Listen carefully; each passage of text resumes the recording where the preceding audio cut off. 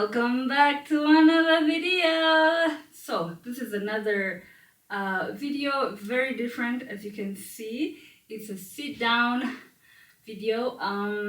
So if you follow me on Instagram, you would have seen that I did a Q&A question for my 5th year anniversary with our special guest. So we have the one and only Mr. Oh. Do you want to introduce yourself? Guys, not that serious. Ashil. You guys know Ashil. Let's get into it. So, we have a few questions. Of course, I got many questions that are very similar. So I just narrowed them down into a few questions that I picked up. So, I'm sleepy. Disclosure, I'm sleepy. You're sleepy? Even me, I'm very sleepy, guys. So, the thing is, we just came out of breakfast and we're like, let's get this video out of the way because after this, it's giving nap. And after the nap, it's giving pool. So, you get the flow of the schedule. Anyways, so, first question. She said, congratulations on our 5th year anniversary. Yeah, that's what she meant. How did you meet? Also, how did you know he was the one? Did you have a list? Is that my question? No, I mean, the how did we meet, I think it goes to all of us. And how did I know you were the one and if I had a list? Let me first answer mine. So, no, I did not have a list. Yeah, I feel like the list is a new thing in this era. That in my time we didn't have a list. We just had a few things that we are looking for, but we didn't. I personally didn't have like a strict list. But there are some serious non-negotiables that I was looking for. So some of them being he had to be a Christian. He had to be a man of God, not like a Christian. He had to be a man of God. He had to have the same Christian principles that I believe in, that I practice as well. And so that was really top of my list. And I feel like everything followed after that. Everything really followed in that category. Because if you are really a man of God, everything else is automatic, yeah? So how did we meet? I got a lot of those. How did we meet? Do you wanna take? I've already spoken. Do you wanna say a bit of how we met? We met in Dar. We met in Tanzania. I was studying there. You had come for your book launch. You naturally had to find a bunch of Rwandans, and I was part of the bunch of Rwandans who were there. Mm-hmm. We met. We said hi. We sort of introduced to each other. I was studying there. You came to do your book launch, and you naturally had to meet a bunch of Rwandans, and I was part of that bunch. Yeah. We introduced to each other, but I think we sort of hit it off a year after. Yeah. In Rwanda when I came back. So, yeah. So that was when I went to Dar es Salaam. That was July 2018. And yeah, I met him. Good vibes. He was like, hi.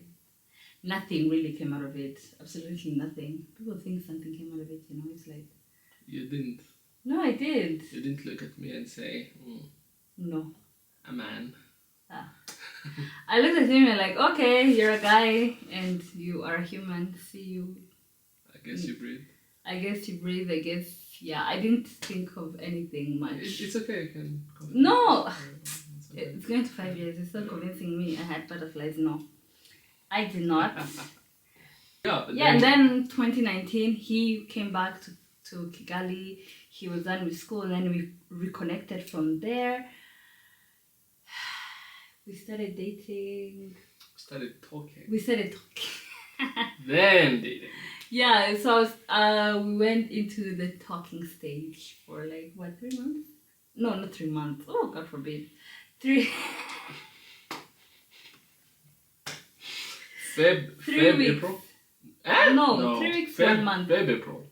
At least. But also, Feb, end of March, sort of. Like a month. A month.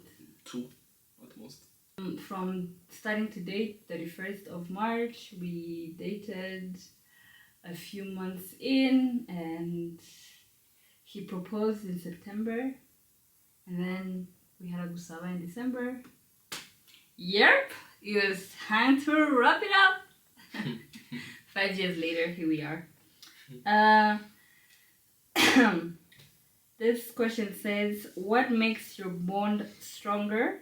Because you are a true definition of marriage. I think beyond everything, we're friends, right? Like yeah, we're definitely. We're. I mean, what you see is what you see, but then there's a lot more that you don't see. That is a lot more goofier and. Can you actually say goofier? But anyway, yeah, goofy. Yeah. And you know, people being 100% themselves. I feel like I have really. I was telling this to her in the morning that I am myself with you, and I think there's a version of me that is not portrayed for professional reasons.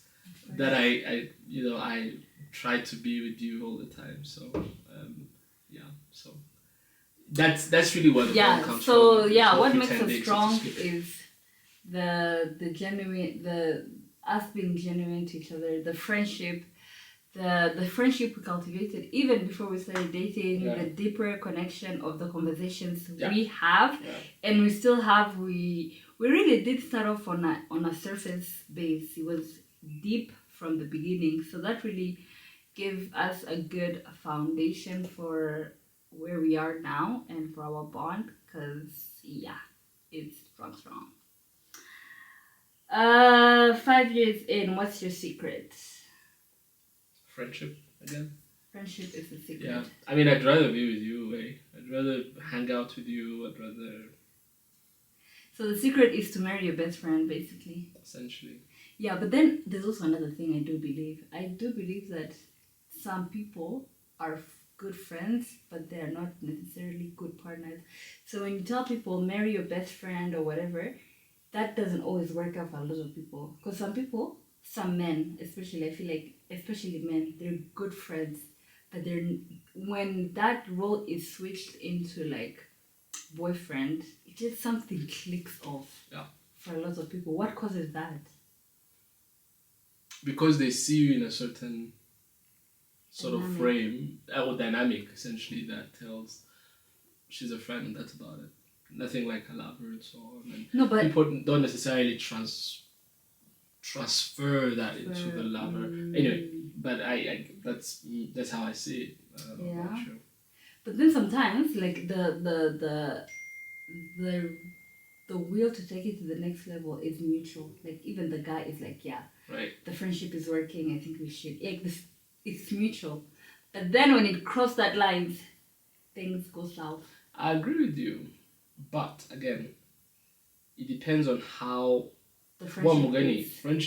Friendship really is pretty much the break or make sort of factor here. Yeah. In the sense that it truly depends on how your conversation go on. In the friendship itself. Yeah. So if the conversation is shallow, but then you still consider yourself friends, or if your conversation is pretty much like one-sided, you ask for things and it truly looks like there's a bit of material in there, and so if the conversation is vulnerable, as much as there is friendship, I think the partnership can also go on with that. Okay. So, So there you go. Friendship is truly our secret, and keep my dog. I'm a what? I'm a what now? So, what is the hardest lesson marriage has taught you? I was watching a video earlier of a guy saying that when you're young, there's a set of things you look for into a partner. That makes it a list. But then when you get married, those become pretty much like conditions. And when the conditions are not met, you are disappointed, and that's where trouble comes from. But as time goes, you start loving the other person for no reason. Just for who they are. Just for who they are. Because you just realize you're both humans. Yeah. You can only be at your best.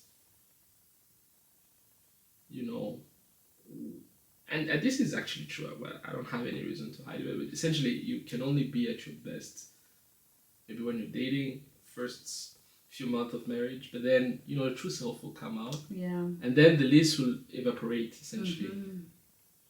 So I think when time goes on, you're like, no, we're humans. We just at the end get of the to day, choose each other. Yeah. We're all doing this thing for the first time. I love, right, I accept you. But, I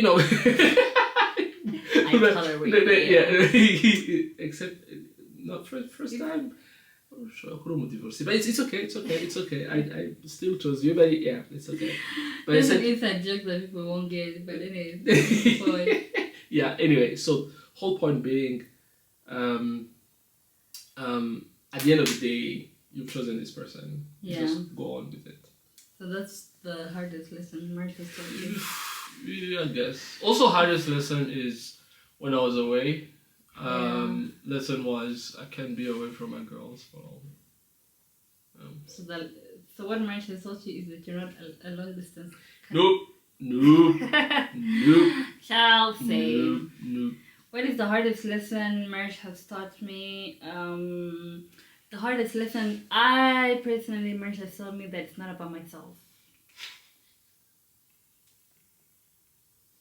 This is not the Karen show. I know you're liking this. It's okay. You can smile. Yeah, Mark has told me that this is not about me. This is not about how I feel. This is not about what I want. This is not about how I want to do things.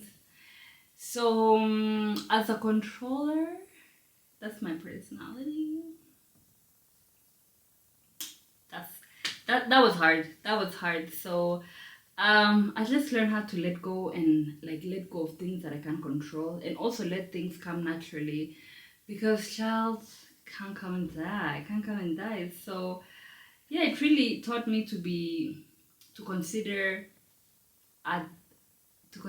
others, but most especially in our marriage, to consider him.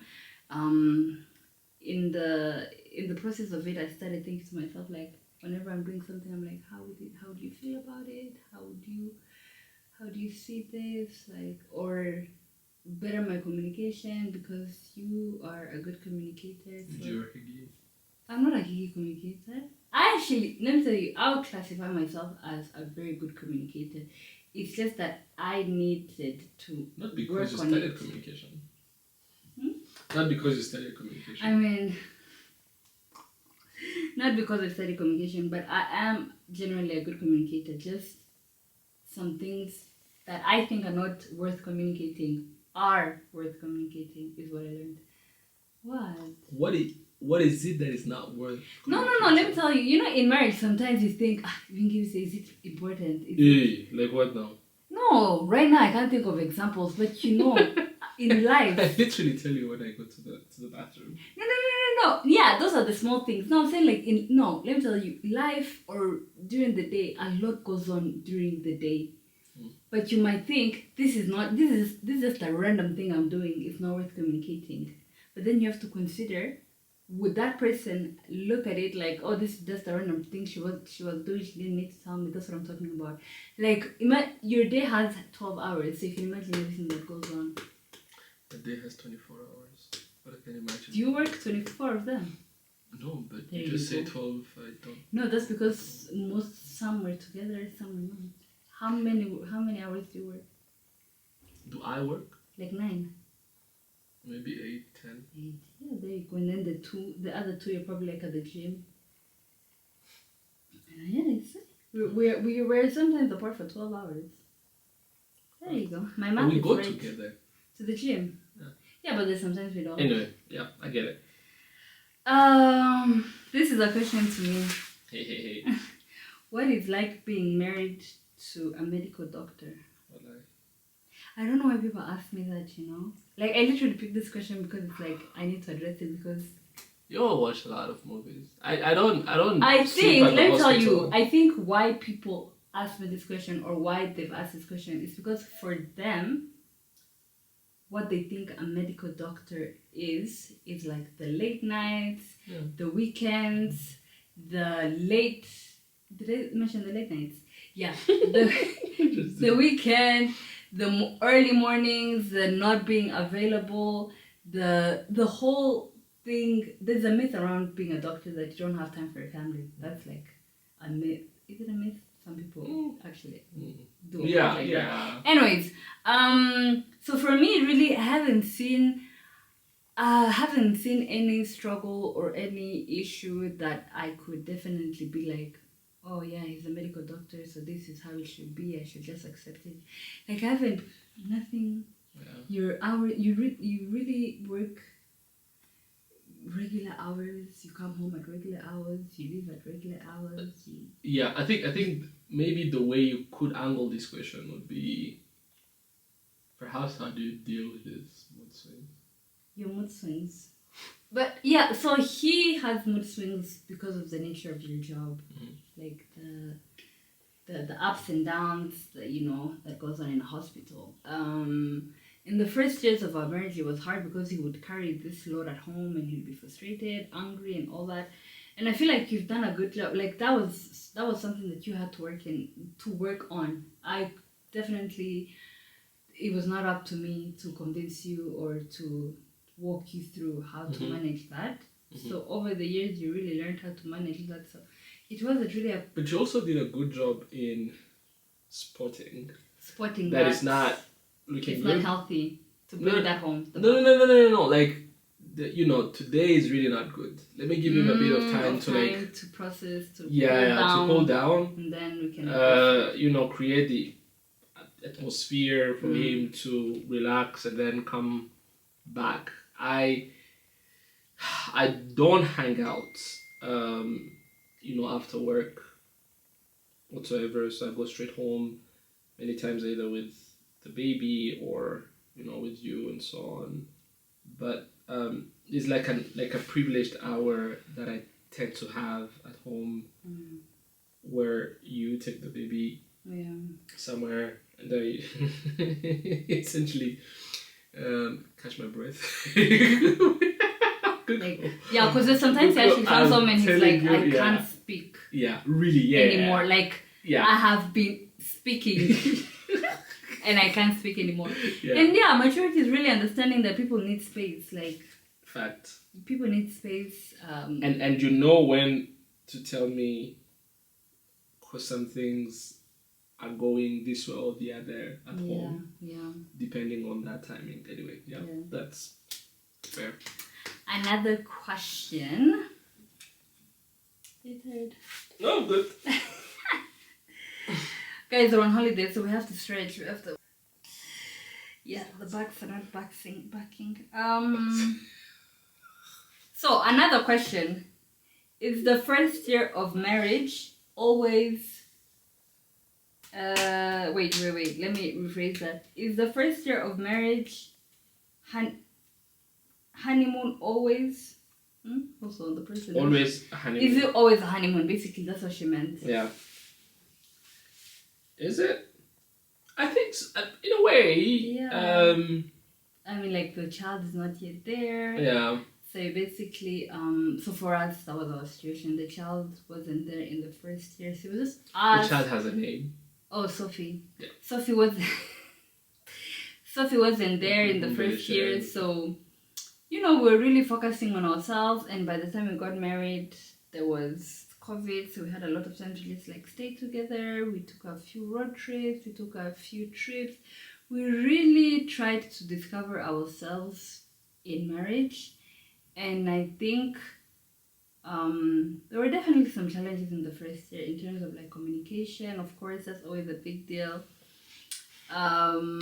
So we were really trying to find who we are in this marriage in the first year.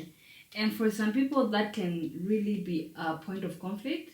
And some others, it just be like, okay, we're going through this together, so let's give each other grace. I feel like that was us. We really gave each other grace because none of us knew what we were doing. And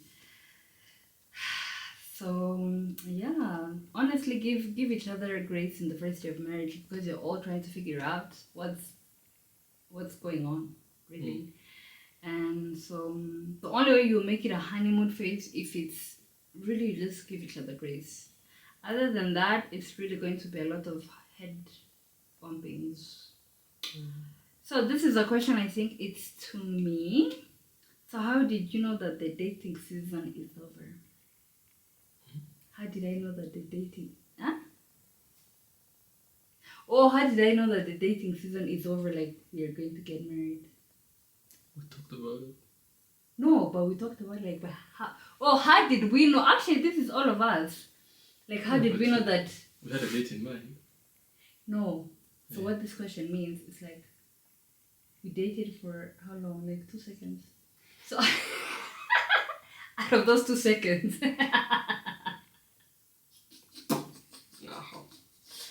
So anyways, for however long we dated. So let's say from March to September, that's what, 6 months? Mm-hmm. That's when we can say we dated until we got engaged. So those 6, how did we know after those 6 months? Yeah, the dating is over. Let's get married. I think we just had a conversation. You know, there's no way to explain how this came about. Mm-hmm. Like, we literally just felt like we just should be married, even before dating. Be truthful. Be truthful. Me, I knew, by the way. I understand. When we started dating, I had planned on moving out. Yeah. But then so also it was too convenient, right? Like for me to get married as a way to move out. JK, it's okay. Relax. I feel you're tense. I can be on a street. No, let's actually answer that. I feel like we're doing everything bad, but answer the question. Okay, so I read. One, how do I say this? So I think one of the first few things that I'd say so whatever attracted me to you was the type of conversations we had. To me, conversation is very key. It's like 90% of all the things that we can't even imagine, and mostly because of the flow. And I felt there was a click, there was, good convo.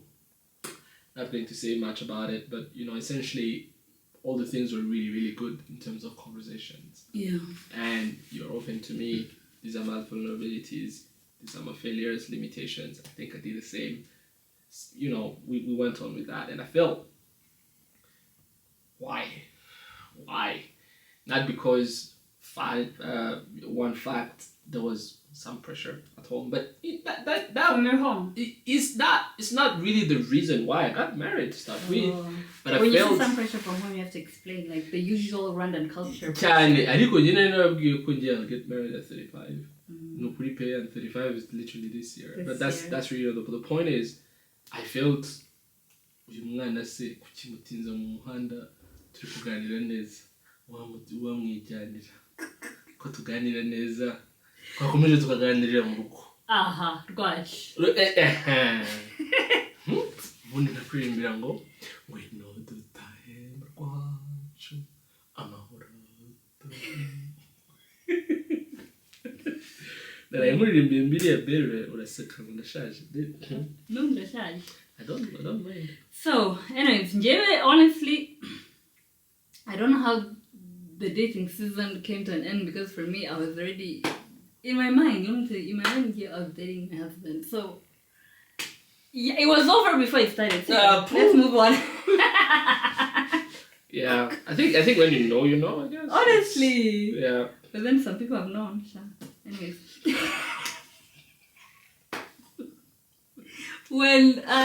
But when you know when it's one-sided, then some people know alone. Please don't know alone that is the one. Don't know it alone. Make sure the other person also knows it.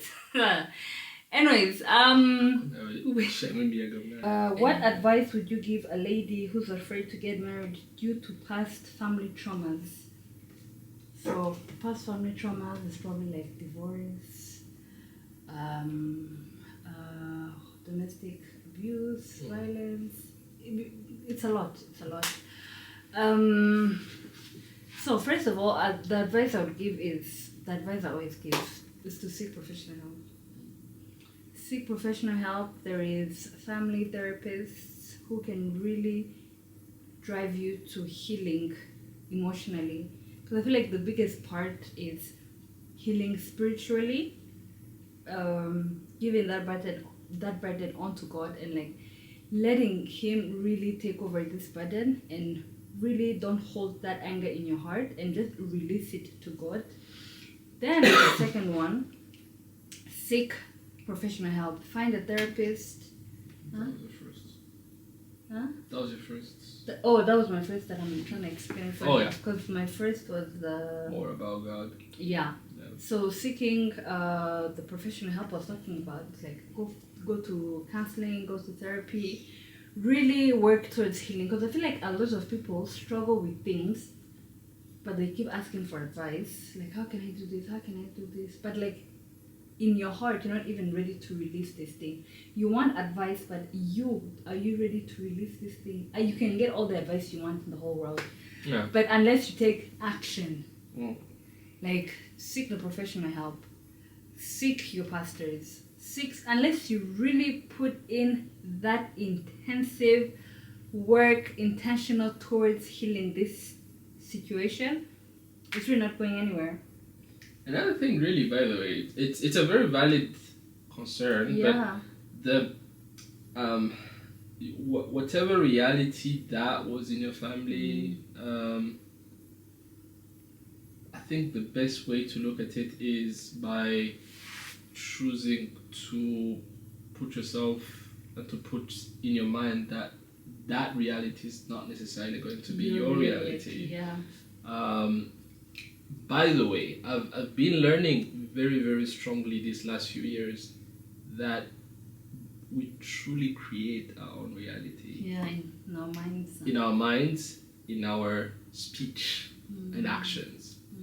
As you said, you really worked on the action part, but I think, when you I think the two of us have come to a closer relationship with God in the last few years. More to say now that I think we're quite better anchored, I'd say, and it really has changed a lot about our perspectives in the way we interact with things that we would have faced a few years ago, in the sense of saying, instead of looking at an issue in this way, be grateful that this has been solved. So in that sense, when you come to a closer relationship with God, you tend to see life in a different perspective, and He creates peace where you are, and He also creates peace in your relationships. Yeah. So as much as the people in the past in your family could have been also Christians but had a different ending to their experience, that's literally not your reality. And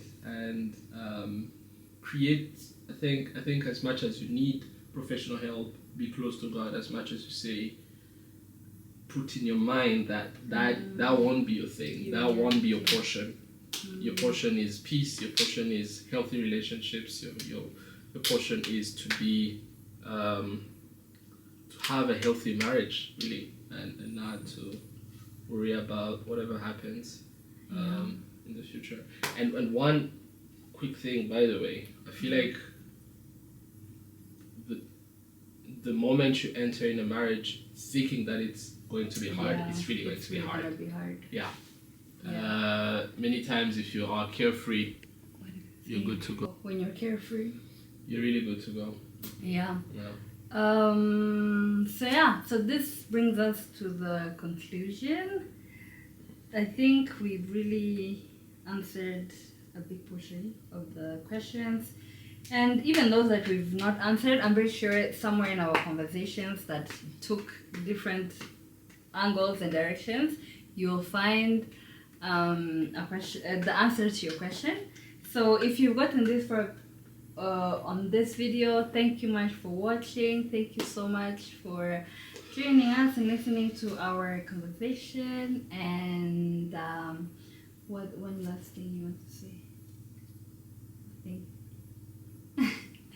Anyway, I've already spoken a lot. No, honestly, you have.